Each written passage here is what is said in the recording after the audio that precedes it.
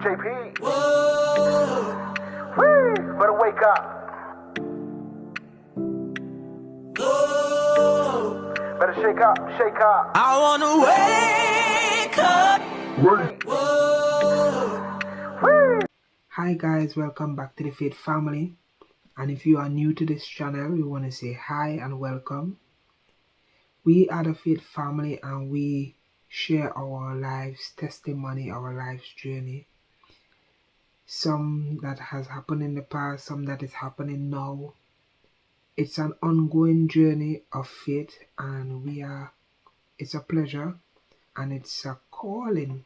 It's a blessing to be able to share this with you guys and bless some of you. I know that not everybody will be blessed and not everybody will be encouraged, but for those who are being encouraged and been commenting, we really appreciate you, and we are thankful for your comments and for your subscriptions. All of my subscribers, God bless you, and we are thankful. As you can see in the heading, sometimes I wish I was an ordinary man. To be honest, yes, I'm not an ordinary man, and I wish sometimes I wish like I was like a normal guy who just works 9 to 5 and makes his money and just go back home to his wife and just relax, and then the next day wake up back until Sunday, go to church, and then the rest of the week you work again and the same routine and just relax, just go to church, praise God, go back home, find your work. But this is not the life that God has called me to live. God has not called me to live a life of ordinary. I'm not ordinary, and this is not to think too high of myself or to make myself seems like, well, yes, I'm different from you. Honestly, I'm different from you. I'm different from everybody's different, and we are all called, but as the Bible says, many are called and few are chosen.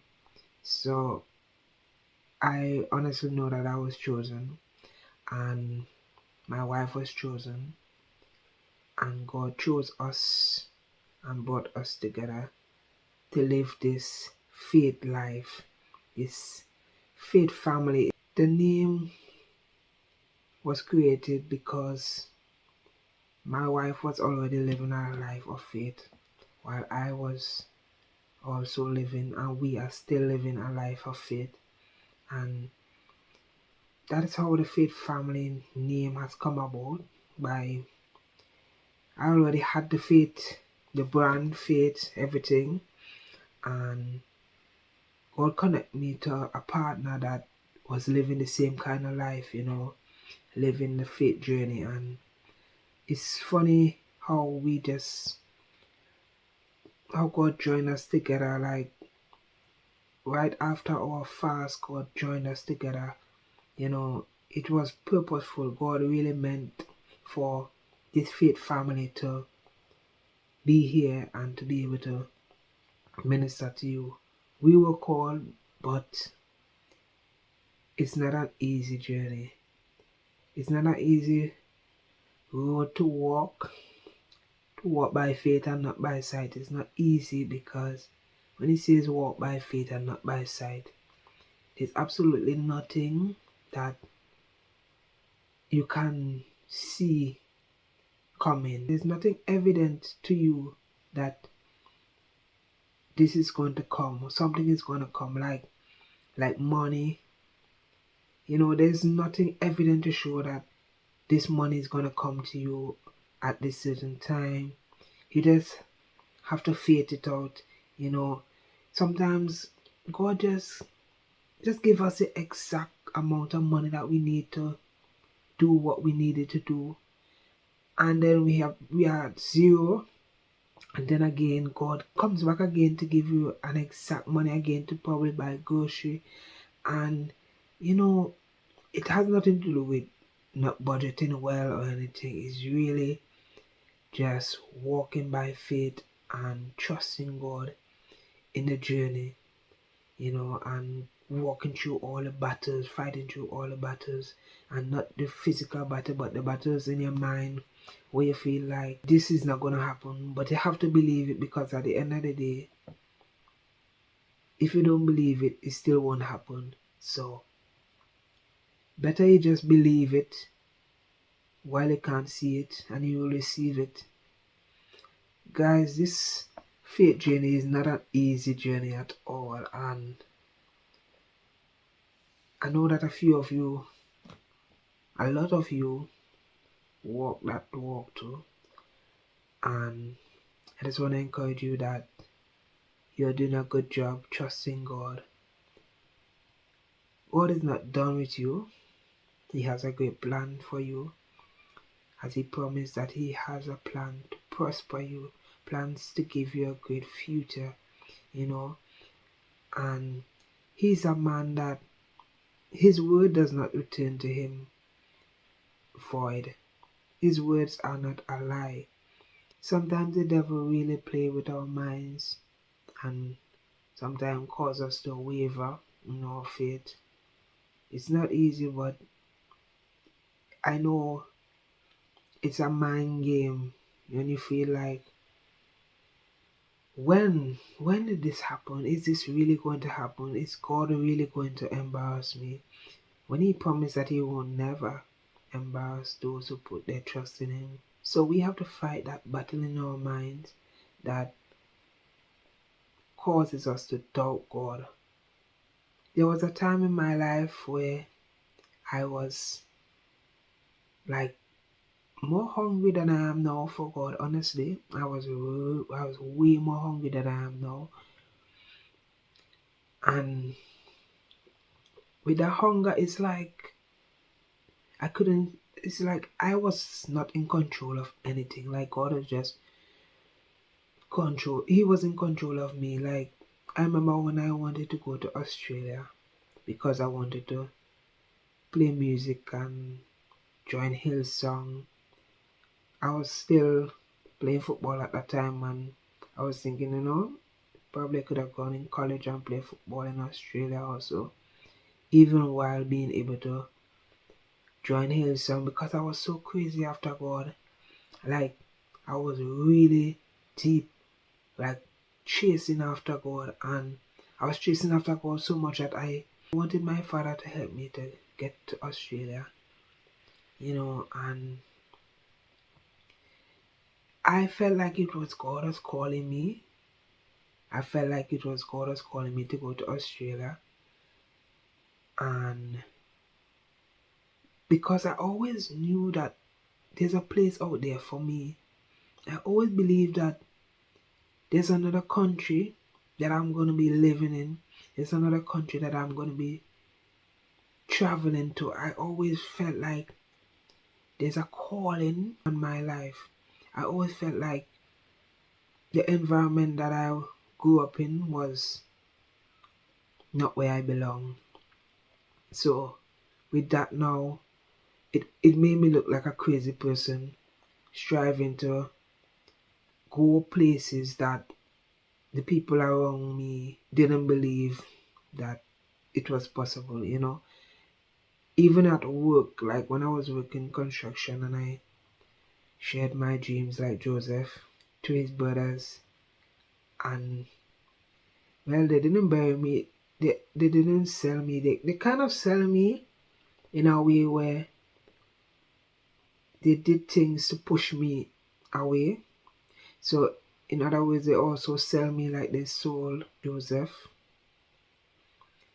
which caused me to take that jump. Like in work, they used to say like, do you really believe that you're gonna be a professional footballer? You really believe that? Like there's no way you could be a professional footballer. Look at Trinidad and Tobago. You really think? Look at the national team, full of Trinidadians. Did you ever see any Tobagonian on the national team? And how much Tobagonians or Trinidad and Tobago footballers you see leave the country and living abroad, and I never really take them on. Like honestly, I never take them on because I knew the calling on my life, and like, I kind of regretted that I shared my dreams with other people because it really kind of created something inside of me. There was a point in time in my life where I actually died inside. Like my heart got cold. Like I never liked anybody. Like a part of me just wanted to just go around and just destroy everybody. Like I just got really cold from everybody just burying me down. Everybody's canceling my vision, and yeah, I regret that I shared it with people and looked for encouragement when I wasn't supposed to. And but I still fought through. I still fought through. I still believed. I still believed in God. I still believed in myself. I still believe that with God it's possible and with man it's impossible. Like look how like most of the time when a footballer makes it to the national team or being able to be a part of a professional team, they are recommended by a coach. But what I did, I left my country. I left Tobago and I went to Trinidad and I just started seeking clubs that I could join and play. And that was fate. That was me walking by faith. You know, that was me putting my faith to work. And a lot of them never believed that, that I would actually be living abroad. A lot of them never believed it, and I didn't know that I would have been living in the UK. I just know that there was somewhere out there calling my name. There's some place out there that I will find one day. I still feel like I'm not sure what God is about to do in my life yet. Although I'm living in the UK, I still I still can't see yet because it's the faith family. God will not allow me to see. He will show me, He will give me visions, but He will not confirm it to me yet until it happens. And yeah, I always felt like there's a place out there, and there's this song that I always love listening. The song was I know every mile will be worth my while.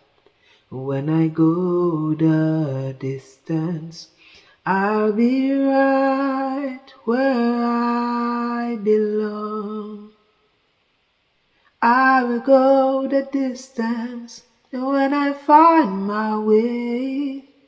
If I can be strong, I know every mile will be worth my while. When I go the distance, I'll be right where I belong. I always used to sing that song because I always believe that there's a place out there where I belong. Not to say that my country is a terrible place, but many are called and few are chosen, and I always felt like God has chosen me based on the things that was going on in my life, based on the fight that I was getting, based on the rejections I was getting. Like most of my life is rejection, and most of those rejection has just pushed me to take a jump to where I am today. Like everywhere I turned was problems, and not like I was a problematic person. It's just that people just never understood me. They just never understood me, and they never understood the calling of God in my life. So it was always chaos, not in a very terrible way, but there was a lot of misunderstanding.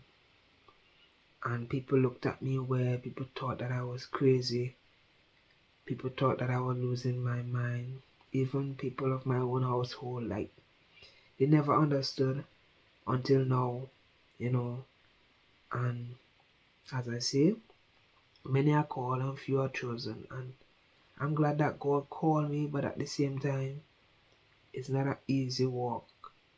And not that I'm complaining, but this walk is not for me. This walk is for other generations. This walk is for you. This walk is for you listeners, because if I never took this walk, I wouldn't have been able to have this testimony. My wife and I wouldn't have been able to have a testimony. Well, we might have had a testimony, but we've not been able to have these ongoing testimonies of our faith journey if we have not taken that jump, that leap of faith. We both took that leap of faith, and now today we can share our stories, our testimonies to you. Even though it's not easy, it's just, it happens so that people like you can be encouraged to walk by faith and not by sight. Guys, I hope that you were encouraged by this video. I want to encourage you to wait on the Lord, trust in Him, hold on to Him. The Bible says that those who wait on the Lord shall renew their strength. They shall mount up with wings as eagles. They shall run and not be weary. They shall walk and not faint. With God, all things are possible. Anything you put your mind to do, you can achieve. Once you put God in the center, you can achieve it. God is not done with you. He's not done with me. You will never know what God is really up to. He will give you a little sense of it. But sometimes you get a whole set of distractions also. So it's like, what is it like really? Because the devil doesn't ease us up. Like, the devil really attacks us because he knows the power behind us. He knows the anointing that we have. And this is an encouragement for you. The devil is attacking you because he knows that you are anointed. The devil is attacking you because he knows that you have a strong power behind you and you have a purpose to fulfill. So he is fighting you in all the ways that he can, so that he can force you to give up. But don't give up. Don't give up. See my wife and I as an example of not giving up and stepping out in faith despite not knowing what's out there. God really come true for us. And there's a lot of stories that we are going to share with you guys that will blow your mind, like uncommon favors, like favor like crazy. There's favor, a lot of favor, a lot of miracles. Just me and my wife meeting each other after we have just finished our fast is a miracle, because I could have still been back in my country. She could have still been back in her country. But God doesn't reward us by our works, but at the same time, faith without works is dead. And if you want to see God come true for you, put in that faith, put in that work, and watch God come true for you. Trust in Him. While you're putting in that work, trust in Him. Ask God for a spirit of discernment to what He is really calling you to do. And He will guide you. Sometimes He will carry you down a certain road and then say, no, turn the other way. He will carry you through so many things. But all those things that you're going through is just to prepare you for what He has in store for you already. So I hope that this video was encouraging to you, and that you continue to walk by faith and not by sight.